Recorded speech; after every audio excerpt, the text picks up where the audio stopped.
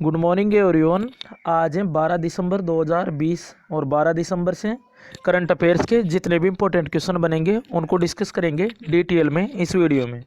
और प्रत्येक क्वेश्चन के साथ स्टैटिक जीके के इंपॉर्टेंट फैक्ट भी दिए जाएंगे जो कि वेरी इंपॉर्टेंट है, एग्जाम पॉइंट ऑफ व्यू से। तो स्टार्ट करते हैं आज करंट अफेयर। चलते हैं फर्स्ट क्वेश्चन पर। फर्स्ट क्वेश्चन है, हाल ही में जारी 50 Asian celebrities in the world 2020 की सूची में शीर्ष पर कौन रहा है? तो इसमें शीर्ष पर रहे हैं अभिनेता Sonu Sood. Option A correct है इसका, तो यही है सोनू सूद। तो अभी यूके स्थित ईस्टर्न आई समाचार पत्र द्वारा ये सूची जारी की है, 50 Asian celebrities in the world 2020। तो इसमें टॉप पे रहे हैं सोनू सूद, पहले पे हैं सोनू सूद, दूसरे पे हैं लिली सिंह और छठे नंबर पे हैं इसमें प्रियंका चोपड़ा, पांचवें नंबर पे हैं सिंगर अरमान मलिक, गायक है अरमान मलिक। उसके अलावा अभिनेता प्रभास इस लिस्ट में 7वें नंबर पर हैं। तो ये हैं सोनू सूद। उसके अलावा ये हैं लिली सिंह, तो ये कनाडा की यूट्यूबर है लिली सिंह। उसके साथ ये सोशल मीडिया स्टार भी हैं और कॉमेडियन भी हैं, तो ये दूसरे नंबर पे हैं। उसके अलावा ये प्रभास 7वें पे, छठे नंबर पे हैं प्रियंका चोपड़ा और 5वें नंबर पे हैं अरमान मलिक। तो सोनू सूद इस लिस्ट में शीर्ष पे रहे हैं। तो किस वजह से ये शीर्ष पे रहे हैं? तो अभी कोविड-19 महामारी के दौरान इन्होंने अपने जो परोपकार्य कार्य है और विशेष रूप से जो प्रवासी कामगार हैं उनको घर लौटने में इन्होंने मदद की थी। इसी वजह से सोनू सूद को सम्मानित किया गया है इससे। तो शीर्ष पे सोनू सूद। उसके अलावा अभी सोनू सूद न्यूज में थे, अभी इसकी ऑटोबायोग्राफी थी आई एम नॉट मिसा, इनकी ऑटोबायोग्राफी याद रखना है। उसके अलावा एसर इंडिया लैपटॉप की कंपनी है, इसके ब्रांड एम्बेसडर बने थे अभी सोनू सूद। उसके अलावा पंजाब के राज्य चिन्ह के रूप में भी इसको नियुक्त किया था अभी सोनू सूद को भारतीय निर्वाचन आयोग ने। तो ये याद रखना है सोनू सूद, ये पंजाब के राज्य चिन्ह यानी स्टेट आइकन के रूप में भी इनको बना गया था पंजाब का। तो ये याद रखना है इससे। तो ये लिस्ट ये जारी किसने की है? तो ये की है यूनाइटेड किंगडम यानी ब्रिटेन स्थित ईस्टर्न आई समाचार पत्र, इसने ये सूची जारी की है 50 Asian celebrities in the world 2020। तो सोनू सूद इसमें टॉप में। तो इस क्वेश्चन से इतनी जानकारी मिल जाती है। इसी तरह इंपॉर्टेंट फैक्ट भी दिए जाएंगे प्रत्येक क्वेश्चन के साथ, तो वीडियो को लास्ट तक जरूर देखें। नेक्स्ट क्वेश्चन है, हाल ही में 2020 का युवा गणितज्ञ रामानुजन पुरस्कार किसने जीता है? यानी Ramanujan prize for young mathematician, तो ये जीता है कैरोलिना अरूजो। यही है कैरोलिना अरूजो, और इन्हीं को भी 2020 का Ramanujan prize for young mathematician यानी युवा गणितज्ञ रामानुजन पुरस्कार से सम्मानित किए गए हैं। और ये कहाँ के हैं? तो institute for pure and applied mathematician Rio de Janeiro Brazil, तो यहाँ की ये मैथमेटिशियन है इस इंस्टीट्यूट की। और उसके अलावा ये अवार्ड पाने वाली ये पहली गैर भारतीय महिला गणितज्ञ भी हैं। तो ये गैर भारतीय यानी नॉन इंडियन है जो ये अवार्ड पाने वाली है, नॉन इंडियन वुमेन है पहली जो जिसको ये अवार्ड मिला है। तो युवा गणितज्ञ रामानुजन पुरस्कार 2020 किसको मिला है? कैरोलिना अरूजो, इनका नाम याद रखना है। उसके अलावा ऑप्शन डी पे दे रखा है रणजीत सिंह डिसाले, तो ये अभी ग्लोबल टीचर प्राइज पाने वाले पहले भारतीय बने थे रणजीत सिंह डिसाले। और ये कहाँ के हैं? तो ये महाराष्ट्र के सोलापुर में गवर्नमेंट स्कूल के एक टीचर हैं। उसके अलावा ये इंपॉर्टेंट है नाम, ऑप्शन बी पे मारिके लुकास रिजनेवेल्ड, ये कहाँ की है? नीदरलैंड की हैं। और इनको मैन बुकर इंटरनेशनल पुरस्कार मिला था इस बार का 2020 का। किस पुस्तक के लिए? तो इनकी पुस्तक थी द डिस्कम्फर्ट ऑफ इवनिंग। उसके अलावा डगलस स्टुअर्ट, तो ये अमेरिका की हैं डगलस स्टुअर्ट, और इनको बुकर पुरस्कार 2020 मिला था सगी बेन के लिए। इनकी ये बुक है सगी बेन, इसी के लिए इनको बुकर पुरस्कार 2020 मिला है। ध्यान रखना है ये बुकर पुरस्कार है और ये है इंटरनेशनल बुकर पुरस्कार, दोनों में अंतर है। नेक्स्ट क्वेश्चन है, हाल ही में अंतर्राष्ट्रीय पर्वत दिवस कब मनाए गए हैं? तो ये मनाए गए हैं अभी 11 दिसंबर को। ऑप्शन डी करेक्ट है। तो 11 दिसंबर को मनाए गए हैं ये इंटरनेशनल माउंटेन डे।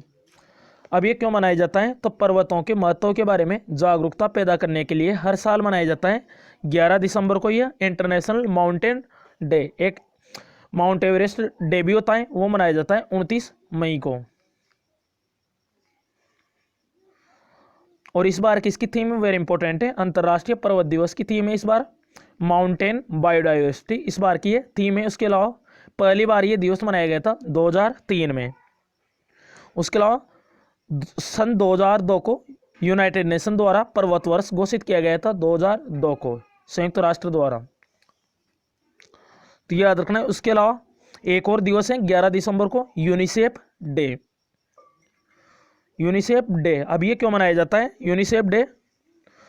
तो 11 दिसंबर को क्यों मनाया जाता है? क्योंकि 11 दिसंबर 1946 इसी को यूनिसेफ की स्थापना हुई थी, इसी वजह से 11 दिसंबर को मनाया जाता है ये यूनिसेफ डे।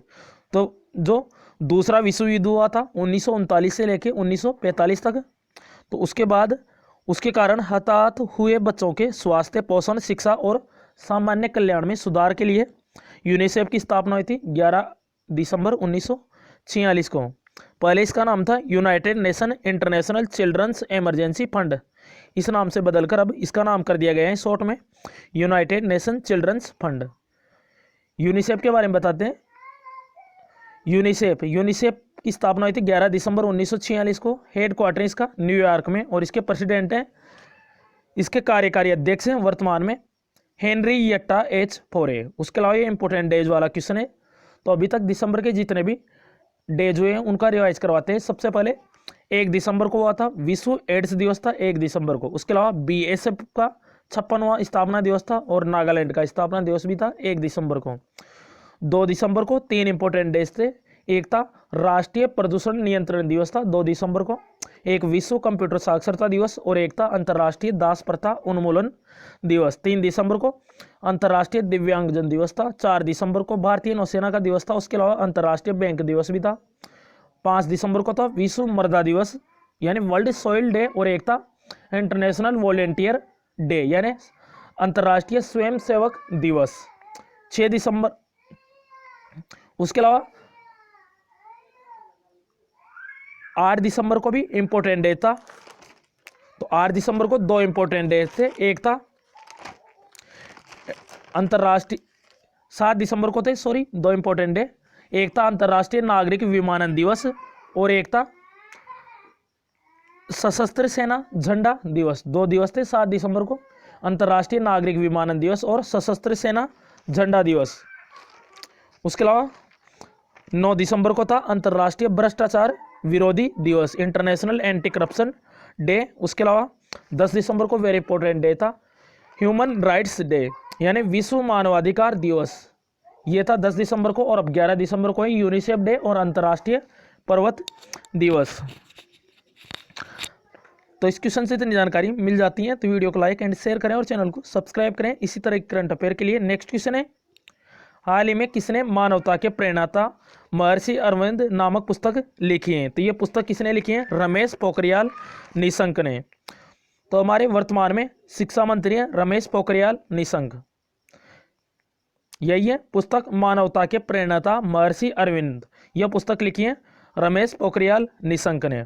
और इसको लॉन्च किसने किया है? पुस्तक को लॉन्च किया है रामनाथ कोविंद, राष्ट्रपति रामनाथ कोविंद ने इसे लॉन्च किया है और लिखा है रमेश पोखरियाल निशंक। शिक्षा मंत्री हैं, पहले मानव संसाधन विकास मंत्रालय था, उसी का नाम बदला गया है नई शिक्षा नीति के तहत शिक्षा मंत्रालय। तो शिक्षा मंत्री रमेश पोखरियाल निशंक। नई शिक्षा नीति को अपनाने वाला पहला राज्य बना था हिमाचल प्रदेश। उसके अलावा एन.के. सिंह, ये 15वें वित्त आयोग के अध्यक्ष हैं। 14वें वित्तीय आयोग के अध्यक्ष कौन थे? वाई.वी. रेड्डी। और 15वें वित्त आयोग के अध्यक्ष एन.के. सिंह। इनकी ऑटोबायोग्राफी थी पोर्ट्रेट्स ऑफ पावर। उसके अलावा चेतन भगत, इनकी पुस्तक थी वन अरेंज्ड मर्डर। और ये अमेरिका के पूर्व राष्ट्रपति हैं बराक ओबामा, इनकी पुस्तक थी ए प्रोमिस्ड लैंड। पुस्तक की नाम याद रखना है। उसके अलावा रमेश पोखरियाल निशंक, इन्होंने अभी लीलावती पुरस्कार 2020 लॉन्च किया था। उसके अलावा इनको Vatayan life time achievement award भी दिया गया था। नेक्स्ट क्वेश्चन है, हाल ही में फिक्की इंडिया स्पोर्ट्स अवार्ड 2020 में sport person of the year का पुरस्कार किसने जीता है? तो ये जीता है इलावेनिल वलारिवन और Bajrang Punia. Option C correct है, उपयुक्त दोनों। तो बजरंग पूनिया ने जीता है पुरुष sports person of the year और इलावेनिल वलारिन इन्होंने women sports person of the year award जीता है। दोनों का नाम याद रखना है। तो ये है बजरंग पूनिया। तो बजरंग पूनिया इनका नाम इंपॉर्टेंट है। तो ये फ्री स्टाइल कुश्ती तो रेसलर है। ये तो पुरुष में जीता है, पुरुष sport person of the year जीता है इन्होंने फिक्की इंडिया स्पोर्ट्स अवार्ड 2020 में। तो 4 कैटेगरी में ये अवार्ड दिए गए हैं। इसके अलावा ये महिला sport person of the year बनी है, निशानेबाज है ये इलावेनिल वलारिवन। तो ये 4 कैटेगरी में। उसके अलावा sport person of the year महिला में तो ये है Elavenil Valarivan, sport person of the year पुरुष में बजरंग पूनिया, और 2019 का राजीव गांधी खेल रत्न अवार्ड भी मिला था दीपा मलिक और बजरंग पूनिया को। उसके अलावा खेल को बढ़ावा देने वाला सर्वश्रेष्ठ राज्य बना है मध्य प्रदेश, और खेल को बढ़ावा देने वाली सर्वश्रेष्ठ कंपनी निजी क्षेत्र में बनी है प्राइवेट सेक्टर में अनिल कुंबले। तो याद रखना है। तो इसका करेक्ट आंसर है उपयुक्त दोनों। अब ये फिक्की ने ये अवार्ड दिया है, तो फिक्की वेरी इंपॉर्टेंट है। फिक्की की फुल फॉर्म है federation of Indian chamber of commerce and industry. स्थापना हुई थी इसकी 1927 में। इसका हेडक्वार्टर है नई दिल्ली में, और इसके नए अध्यक्ष बने थे अभी उदय शंकर, वेरी इंपॉर्टेंट है। उसके अलावा इसके संस्थापक, स्थापना किसने की थी? तो महात्मा गांधी के सुझाव पर इसकी स्थापना की थी घनश्याम दास बिड़ला और पुरुषोत्तम ने। तो इसके दोनों संस्थापक हैं और महात्मा गांधी के सुझाव पर इन्होंने की थी। नेक्स्ट क्वेश्चन है, हाल ही में कौन सा देश विश्व आर्थिक मंच यानी वर्ल्ड इकोनॉमिक फोरम 2021 की मेजबानी करेगा? तो इसकी मेजबानी करेगा ऑप्शन सी सिंगापुर।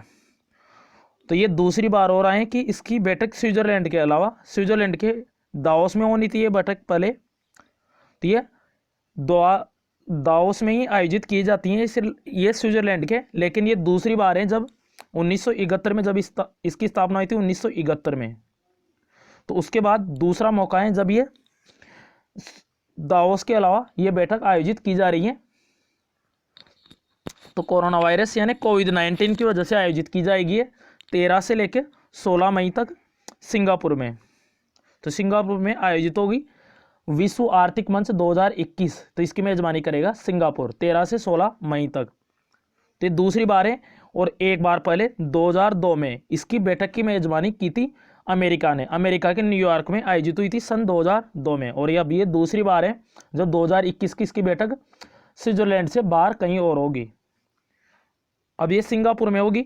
तो पहले वर्ल्ड इकोनॉमिक फोरम, इसके बारे में जानते हैं। इसकी स्थापना 1971 में हुई थी, यहाँ पे करेक्ट कर लाए हैं 1971 में। इसका हेडक्वार्टर है कोलोन स्विट्जरलैंड में, और इसके प्रेसिडेंट है क्लाउस श्वाब। उसके अलावा सिंगापुर को भी देखते हैं मैप में। ये रहा मैप में सिंगापुर, कैपिटल है इसकी सिंगापुर सिटी, करेंसी है सिंगापुर इन डॉलर, और प्रेसिडेंट है यहाँ के हलीमा याको, और प्राइम मिनिस्टर यहाँ की ली हसीन लुंग। नेक्स्ट क्वेश्चन है, और एक इंडेक्स बता देते हैं, वर्ल्ड कॉम्पिटिटिवनेस इंडेक्स। इसमें भारत 43 रैंक पर था और सिंगापुर रहा था इसमें टॉप पे। हाल ही में नितिन गडकरी ने किस राज्य में कोइलवर पुल का उद्घाटन किया है? तो ये क्या है? बिहार में। तो हमारे सड़क परिवहन और राजमार्ग मंत्री हैं नितिन गडकरी, और इन्होंने बिहार में जो सोन नदी है, बिहार में जो सोन नदी है उसी पर ही 1.5 किलोमीटर लंबा कोइलवर पुल, इसका उद्घाटन किया है। उसके अलावा एमएसएमई मंत्री भी हैं नितिन गडकरी, और इस पुल की लागत है 266 करोड़। उसके अलावा वीडियो कॉन्फ्रेंसिंग के माध्यम से इसका उद्घाटन किया है सोन नदी पर नितिन गडकरी ने। कहाँ पे किया है? बिहार में। तो मैप में देखते हैं बिहार को, और ध्यान रखना है जो ये सोन नदी है गंगा की सहायक नदी है सोन नदी। तो ये एकमात्र ऐसी नदी है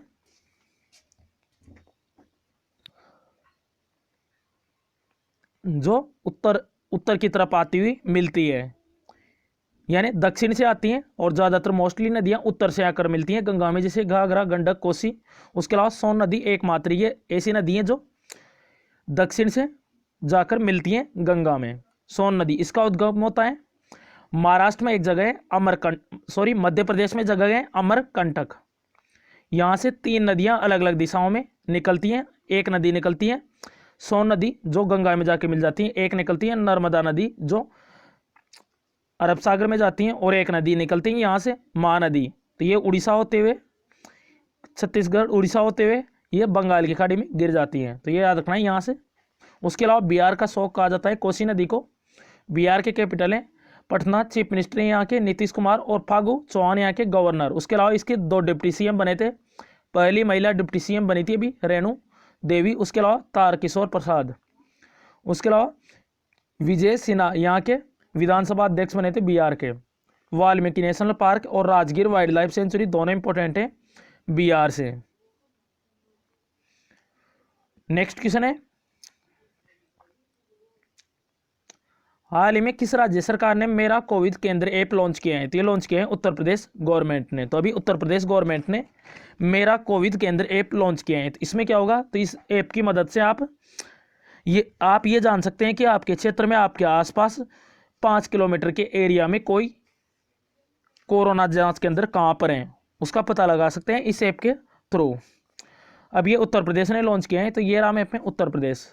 कैपिटल है लखनऊ, और लखनऊ किस नदी के किनारे है? गोमती नदी के किनारे। चीफ मिनिस्टर है यहाँ के योगी आदित्यनाथ, और गवर्नर है यहाँ की आनंदीबेन पटेल। इनसे इंपॉर्टेंट क्वेश्चन है, विश्व की पहली वैज्ञानिक बुक बाय बाय कोरोना ये लॉन्च की थी, और इन्होंने इसको लिखा किसने था? डॉक्टर प्रदीप श्रीवास्तव ने। उसके अलावा सेफ सिटी प्रोजेक्ट भी शुरू किया था। उसके अलावा ऑपरेशन दुराचारी भी शुरू किया था अभी। यूराइज पोर्टल ये भी लॉन्च किया था। उसके अलावा नवीन रोजगार छतरी योजना ये भी उत्तर प्रदेश की है। उसके अलावा उत्तर प्रदेश के गौतम बुद्ध नगर में देश की सबसे बड़ी फिल्म सिटी बनेगी। उसके अलावा भी मछली पालन में मैदानी राज्यों में उत्तर प्रदेश टॉप पे रहा था। तो ये याद रखना है। उसके अलावा 2019 की जो रिपोर्ट थी घरेलू सैलानियों को आकर्षित करने में, उसमें भी यूपी टॉप पे था, और विदेशी सैलानियों के मामले में तमिलनाडु टॉप पे था। उसके अलावा Dudhwa national park, Pilibhit tiger reserve, Chandraprabha wild life sanctuary ये तीनों कहाँ पे हैं ये? तो ये तीनों है यूपी में। उसके अलावा भी पीलीभीत टाइगर रिजर्व इसने T/X यानी बाघों की संख्या को 2 गुना करने के लिए अवार्ड जीता था, पीलीभीत टाइगर रिजर्व। उसके अलावा उत्तर प्रदेश दूध, गन्ना, गेहूं, आलू इनके उत्पादन में शीर्ष राज्य है, और यहाँ का शास्त्रीय नृत्य है कथक, और नरोरा न्यूक्लियर पावर प्लांट यहाँ पे है। भारत में कुल 8 शास्त्रीय नृत्य हैं। उत्तर प्रदेश और उत्तर भारत का यही है कथक। तो 8 के 8 बता देते हैं एक बार। तो एक तो है केरल का है, 2 नृत्य हैं केरल के, एक कथकली और एक है मोहिनीअट्टम तमिलनाडु का है। भरतनाट्यम। उसके अलावा आंध्र प्रदेश का है कुचिपुड़ी, उत्तर प्रदेश का है कथक, उड़ीसा का है ओडिसी, मणिपुर का है मणिपुरी, और असम का है सत्रिया। तो ये याद रखना है 8 शास्त्रीय नृत्य हैं। तो 8 के 8 रखना है कथक, कथकली, मोहिनीअट्टम, भरतनाट्यम, कुचिपुड़ी आंध्र प्रदेश का है, ओडिसी मणिपुरी और सत्रिया असम का है। एक बिहू फेस्टिवल भी है असम का, बिहू ये भी याद रखना है बिहू। नेक्स्ट क्वेश्चन है, हाल ही में चीन और किस देश के बीच में साइन ईगल 9 यानी इसका 9वां संस्करण है इस अभ्यास का शुरू हुआ है? तो ये हुआ है चीन और पाकिस्तान के बीच में। तो ये साई ईगल यह अभ्यास है, 9वां संस्करण है, 9 दिसंबर को भी शुरू हुआ है। और जो पाकिस्तान में ऑपरेशनल एयरबेस है यहाँ पे ये शुरू हुआ है। अब ये चीन और पाकिस्तान के बीच में, तो मैप में दिखाते हैं पाकिस्तान को। ये रहा मैप में पाकिस्तान। कैपिटल है इस्लामाबाद, करेंसी है पाकिस्तानी रुपया, प्राइम मिनिस्टर है इमरान खान, और यहाँ के राष्ट्रपति हैं आरिफ अलवी। उसके अलावा भारत और पाकिस्तान के बीच में कौन सी लाइन है? Red Cliff line. उसके अलावा चाइना, तो चाइना भी प्रकाश आधारित पहला क्वांटम कंप्यूटर लॉन्च किया था। उसके अलावा चंद्रमा पर झंडा फहराने वाला दूसरा देश बना था चाइना, पहला कौन था? अमेरिका। उसके अलावा दुनिया का पहला खनन रोबोट एस्ट्रॉयड माइनिंग रोबोट ये अंतरिक्ष में लॉन्च किया था। उसके अलावा दुनिया का पहला 6G सैटेलाइट भी लॉन्च किया था चाइना ने। उसके अलावा विंटर ओलंपिक कहाँ पे होंगे? 2022 के चाइना में होंगे। उसके अलावा एशियन गेम कहाँ पे होंगे? 19वें एशियन गेम होंगे कहाँ पे? चाइना में। उसके अलावा एशियन पैरा गेम्स में होंगे चाइना में 2022 में। नेक्स्ट क्वेश्चन है और लास्ट क्वेश्चन है आज का। हाल ही में नोमुरा ने किस देश की अर्थव्यवस्था को एशिया में सबसे तेजी से बढ़ने का अनुमान लगाया है? तो ये लगाए हैं, यहाँ पे भारत है ये। तो इसका करेक्ट आंसर है ऑप्शन बी भारत, तो अपना देश भारत। तो इसकी अर्थव्यवस्था को एशिया में सबसे तेजी से बढ़ने का अनुमान लगाया है नोमुरा ने। तो ये अलग अलग रेटिंग है। उसके अलावा भी एडीबी एशियन डेवलपमेंट ने भारत की जीडीपी -8.0 का भी अनुमान लगा दिया है, कल बता देंगे। और इसको तो अभी 2020 में नोमुरा ने -7.1% का अनुमान लगाया है। उसके अलावा 2021 में 9.9 और 2022 में 5% का अनुमान लगाया है इंडिया की। तो सबसे तेजी से बढ़ने का अनुमान लगाया है एशिया में नोमुरा ने भारत की अर्थव्यवस्था का। तो ये याद रखना है। तो अभी 7.1% का अनुमान है 2020 में, 2021 में 9.9 और 5% है 2022। तो भारत की अर्थव्यवस्था का सबसे तेजी से बढ़ने का अनुमान लगाया है नोमुरा ने। उसके अलावा कल परसों ही बताया था भी S&P ने लगाया था -9.9, OECD ने लगाया था 9% और 9.4 लगाया था फिच रेटिंग ने। अब लास्ट वीडियो के क्वेश्चन का आंसर है, हाल ही में जारी जलवायु परिवर्तन प्रदर्शन सूचकांक 2021 में भारत किस स्थान पर था? 10वें स्थान पर। लास्ट ईयर 90वें स्थान पे था। उसके अलावा इसमें पहले दूसरे तीसरे पे कोई भी नहीं है, चौथे स्थान पे है स्वीडन। आज का क्वेश्चन है, हाल ही में विश्व मानवाधिकार दिवस कब मनाया गया है? तो इसका करेक्ट आंसर जरूर बताएं। Thanks for watching this video, this channel always with you.